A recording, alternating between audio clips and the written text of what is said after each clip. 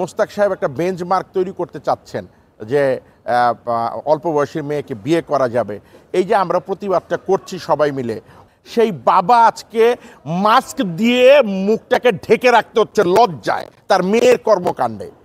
এই যে একটা বাবার আর্তনাদ, এই যে একটা বাবার আকুতি, আসলে যদি এত কষ্ট করে পড়ালেখা করে সেই হারেই হচ্ছে গিয়ে নাড়তে হয় বা চাকরি করে পয়সা কামাতে হয়, তাহলে সুগার ড্যাডি কি দোষ করেছে? তাহলে 60 বছরের মোস্তাককে কেন বিয়ে করবো না?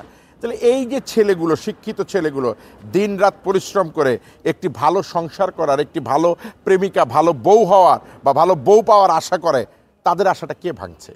এই বিষয় নিয়ে কেন আমরা কথা বলবো না? এখানটি হয়েছে মোস্তাক সাহেবের আনন্দবাড়িতে, যেটা তার নিজস্ব একান্ত, অনেকেই বলে বাগান বাড়ি, কিন্তু মোস্তাক সাহেব সেদিন বলেছেন এটা নাকি তাদের হচ্ছে গিয়ে কটেজ টাইপের, এটা ওনারা ভাড়াটারা দেয় পিকনিক টিকনিকের জন্য। তো সেখানে উনি ফেসবুকে লিখেছিলেন আনন্দ ভবন তার রানীর সম্মানে নতুন করে সজ্জিত হচ্ছে। আমি তাকে প্রশ্ন করেছিলাম যে মোস্তাক ভাই, আপনি এই রানীর সম্মান বলতে কি বুঝাচ্ছেন? উনি এড়িয়ে গেছেন প্রশ্নটা এবং বলেছেন আমি তো রানী সবাইকে বুঝিয়েছি। তো রানী কি সবাই হয় ভাই? আমিও প্রশ্ন রাখতে চাই। রানী তো একজন হয়, রানী তো শতজন হয় না। এবং সেই রানী তো শেষ পর্যন্ত আমরা দেখলাম যে সেই রানী হচ্ছে তিশা। আসসালামু আলাইকুম। প্রথমে আমার সকল শ্রোতা বা দর্শকদেরকে আমি সালাম দিয়ে অভিবাদন জানাচ্ছি যে আপনারা দেখছেন বলেই এই যে সামাজিক একটি আন্দোলন বা এই সমসাময়িক বিষয় নিয়ে আমি কথা বলি, আমি সেটাতে উৎসাহিত হই বা অনুপ্রেরণা পাই। কিছু কিছু ধরনের হচ্ছে গিয়ে দর্শকদের উদ্দেশ্যে আমি বলতে চাই যে দেখবেন আপনারা, আমরা যখন কোনো সমসাময়িক বিষয় নিয়ে কথা বলি, কিছু দর্শক আছে যে তারা বলে এই মালটা কোন দলের, এই মালটা কেড়ে ভাই। তো যারা বলো ভাই এই মালটা কেড়ে ভাই, ওদের জন্য বলি ভাই আমার নাম শাওন আশরাফ, আমি একজন অভিনেতা, পরিচালক, মডেল। টেলিভিশনে আমার 20টার উপরে হচ্ছে গিয়ে বিজ্ঞাপন চলে, 100-র অধিক ছবিতে আমি অভিনয় করেছি। পাশাপাশি আমি হচ্ছে গিয়ে একটি ছবিও নির্মাণ করেছি। তো আমার মনে হয় যে এরপরে আর যেসব মানে নির্বোধ বা যারা কানে কম শুনে, ওরা আর বলবে না এই মালটা কেড়ে ভাই। যাই হোক, মানুষ সমালোচনা করবে, সেই সমালোচনাতে আমি অবশ্যই রাজি আছি, কিন্তু কিছু কিছু সমালোচনা দেখবেন করে মানুষ উদ্ভট। আর এই যে আপনারা যারা আমার ইন্টারভিউ নিচ্ছেন তাদেরও সমালোচনা করে উদ্ভট। যে যেমন মনে করেন লিঙ্কের নিচে আইসা লেখে আর এই ভিউ বাণিজ্যের জন্য তোমরা মোস্তাক আর তিশারে হুমড়ি খায়া পড়ছো, এইটা সেইটা। এই বেটা তোরা দেখতে কে বলে? আমি এই বেটা করে বলতেছি, কারণ তোরা যদি না দেখতি তাহলে তো ভিউ বাড়তো না। তোরা এসে নিচে তো কেউ কমেন্টও করতে কয় নাই। বাকি যারা কমেন্ট করে এটা ভালো করে হচ্ছে কি শুনে দেখিস, যে সুন্দর করে লেখে ভাই সহমত, ভাই প্রতিবাদ করলাম, ভাই এটা জানলাম। কেউ আবার বলে যে আলোচনাটা এরকমই, ভাই গঠনমূলক সমালোচনা করো। তুমি একটি মানুষকে নিয়ে মন্তব্য করছো, আমরা যারা মন্তব্য করি আমরা কিন্তু সমসাময়িক বিষয় নিয়ে মন্তব্য করি। অনেকে বলে ফালতু জিনিস বলার আর জায়গা পেলাম না। এই যে একটু আগে আমার এক ভাই বলল যে ভাই যুবক সমাজ কিন্তু মানে তাদের আশাহত হচ্ছে, তাদের মন ভেঙে যাচ্ছে। কারণ যখন এই বিভিন্ন পোর্টালে ইন্টারভিউতে টিনেজ মেয়েগুলো বলে যে আসলে যদি এত কষ্ট করে পড়ালেখা করে সেই হারেই হচ্ছে গিয়ে নাড়তে হয় বা চাকরি করে পয়সা কামাতে হয়, তাহলে সুগার ড্যাডি কি দোষ করেছে? তাহলে 60 বছরের মোস্তাককে কেন বিয়ে করবো না? তাহলে এই যে ছেলেগুলো, শিক্ষিত ছেলেগুলো দিন রাত পরিশ্রম করে একটি ভালো সংসার করার, একটি ভালো প্রেমিকা, ভালো বউ হওয়ার বা ভালো বউ পাওয়ার আশা করে, তাদের আশাটা কে ভাঙছে? এই বিষয় নিয়ে কেন আমরা কথা বলবো না? আমরা তো এই সমাজেরই মানুষ, আমাদেরকে তো বলতেই হবে কথা, কারণ প্রতিবাদ করতে হবে। এবং যারা মন্তব্য করে, আমি মনে এই যে বলে যে না অনেকে ভিউ বাণিজ্য, ভিউ বাড়ছে, এই ভিউ বাড়ছে একটি মাত্র কারণে, প্রতিবাদ করে। আপনি নিচে কমেন্টগুলো তাদের দেখবেন যারা ওই ধরনের কথা লেখেন যে এত কেন কথা শুনবো, সুন্দর করে লেখে ভাই আপনারা সমাজ সচেতনতামূলক কাজ করছেন, ভাই এই প্রতিবাদটা হওয়া উচিত। বুড়াদেরকে চুজ করতেছে, সুগার ড্যাডিদের নিয়ে তারা সুখে থাকতে চায়, যে বিষয়টা আপনি বলছিলেন যে আসলে এই বিষয়টা এখন বর্তমানে সমাজের উপর কি ধরনের ইফেক্ট করতে পারে? দেখেন, আমরা যারা সিনেমা বানাই বা আমি কেন কথা বলতে আসছি মিডিয়াতে, সেটা হচ্ছে দেখেন অতীতের যদি আপনারা আমাদের চলচ্চিত্রগুলো দেখেন বা বহির্বিশ্বের চলচ্চিত্রগুলো দেখেন, দেখবেন যে সমাজের একটা দর্পণ কিন্তু নাটক, সিনেমা। এবং আপনারা যারা ইন্টারভিউ নিচ্ছেন এরাও কিন্তু সমাজের দর্পণ। এই যে সোশ্যাল মিডিয়াতে মোস্তাক, তিশা বা সাবরিনা বা যে সমস্যাগুলোই আসে, আপনারা কেন হচ্ছে গিয়ে মানুষকে জানাতে চান বা মানুষকে মানে অ্যাওয়ারনেস তৈরি করতে চান? তার মানে এটা একটা প্রতিবাদ। কারণ আগে ছিল হচ্ছে প্রিন্ট মিডিয়া, এখন ভিজুয়াল মিডিয়া, ভার্চুয়াল মিডিয়া, দুটা সমান তালে কিন্তু চলে। সো দ্যাট আপনারা যদি না জানান, মানুষ কিন্তু জানবে না, উদ্বুদ্ধ হবে না, এবং কোনটা খারাপ কাজ কোনটা ভালো কাজ সেটাও কিন্তু মানুষ বুঝবে না। বা এই সমাজে খারাপ কাজে যারা সমর্থন দেয় তাদেরকেও কিন্তু আপনারা চিনতে পারবেন না। সো দ্যাট আপনারা কিন্তু একটা যুদ্ধে নামছি এই সমাজে। কি যুদ্ধ? অসঙ্গতির বিরুদ্ধে যুদ্ধ। তো এই যে মোস্তাক সাহেব একটা বেঞ্চমার্ক তৈরি করতে চাচ্ছেন যে অল্প বয়সী মেয়েকে বিয়ে করা যাবে, এই যে আমরা প্রতিবাদটা করছি সবাই মিলে, অথবা একটি বাবা, দেখেন তিশার বাবা কি বলছে, আমি ফেস দ্য পিপলের ইন্টারভিউতে যখন বলেছি, তিশার বাবা বলেছে সে 4 বছর ধরে একটি পাঞ্জাবি পরেছে, ঈদে কোনো পাঞ্জাবি নেয়নি, সে তার সব সন্তানদের আশা পূরণ করার চেষ্টা করেছে। একজন বাবা, আমরা অনেক কি মানে নাটক সিনেমাতেও দেখি বা বাস্তবেও আমরা জানি যে জুতা ফুটো হয়ে যায় নিচে, বাবা সারা দিন না খেয়ে থাকে, একটা রুটি খেয়ে দিন পার করে দেয়, কিন্তু আসার সময় হাতে বাজারটা নিয়ে আসে, অথবা মেয়ের জন্য একটা নোট বই নিয়ে আসে। সেই বাবা আজকে মাস্ক দিয়ে মুখটাকে ঢেকে রাখতে হচ্ছে লজ্জায় তার মেয়ের কর্মকাণ্ডে। এই যে একটা বাবার আর্তনাদ, এই যে একটা বাবার আকুতি, আজকে যদি সেই বাবার আকুতিটা আমরা জনগণের সামনে না বুঝাই, তাহলে তো এই যুব সমাজের মতো অনেক বাবা মাই হতাশ হয়ে যাবে যে কার পিছনে শ্রম দিচ্ছি। এই যে আমি কষ্ট করে ছেলে মেয়েকে বড় করছি, এমনিই তো আমাদের দেশে বৃদ্ধাশ্রমের কালচারটি দিন দিন জনপ্রিয় হচ্ছে, তাহলে দিন শেষে তো এই বাবা মাগুলো সেই বৃদ্ধাশ্রমেও জায়গা পাবে না। আচ্ছা, তিশার বাবাকে আমরা দেখেছি কান্না করতে করতে বিভিন্ন মানুষের দ্বারা দ্বারা গিয়ে বলছে যে আমি আমার মেয়েকে ফিরে পেতে চাই এবং খন্দকার মুশতাকের বিচার চাই, এবং বিভিন্ন জায়গায় আমরা দেখেছি, এবং আজকে এফডিসিতে দাঁড়িয়ে অনেক গণমাধ্যমের সামনে তিনি অনেক কথা বলেছেন। আসলে কালকে গত 2 দিন আগে আপনি ফেস দ্য পিপলের লাইভে অংশগ্রহণ করেছিলেন এবং তিশার বাবার সাথে হয়তো আপনার কথা হয়েছে, আসলে তিশার বাবার অনুভূতিটা নিয়ে যদি একটু কথা বলতেন। দেখেন, তিশার বাবা যেভাবে বলেছে ওনার কথায়, আপনারা দেখবেন যে আমিও কিন্তু ওনার পক্ষ নেইনি, ওনাকে কিন্তু আমি প্রশ্ন করেছি একজন সমাজ সচেতন মানুষ হিসেবে। এবং আমরা যারা এই যে ধরেন আপনারা যারা ইউটিউব কন্টেন্ট বানান, যারা পোর্টালে কাজ করেন, আমরা আসলে দেখবেন নিরপেক্ষতার জায়গা থেকে সমাজের অসঙ্গতিগুলোকে তুলে আনার চেষ্টা করেন আপনারা, আর আমরা বলার চেষ্টা করি যে অসঙ্গতি আর গতি কোনটা। উনি 2016 সাল থেকে ট্রাই করেছে, তার মেয়েকে যখন ডিস্টার্ব করছে তখন থেকে নাকি উনি চেষ্টা করেছেন, কিন্তু ওই প্রিন্সিপাল অধ্যাপিকা ওনার জন্য পারেননি।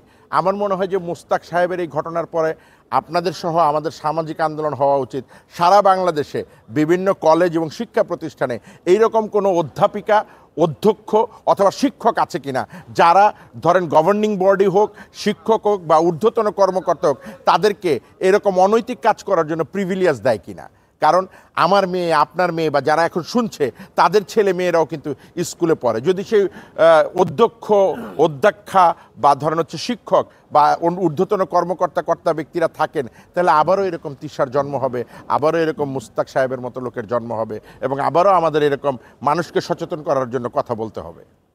আচ্ছা, তিশার বাবা বলেছে যে আমি অনেক প্রতিবাদ করেছিলাম, আমার কথা শুনে নাই, মোশতাক আমার মেয়েকে ব্ল্যাকমেল করেছে এবং বিভিন্ন ধরনের ছবি নিয়ে মোশতাক আমার মেয়েদেরকে আটকে রাখছে, সে আমার মেয়ে কথা শুনতে বাধ্য হয়েছে, এই ধরনের কথা আছে। আসলে আপনার কাছে কি সেটা মনে হয়?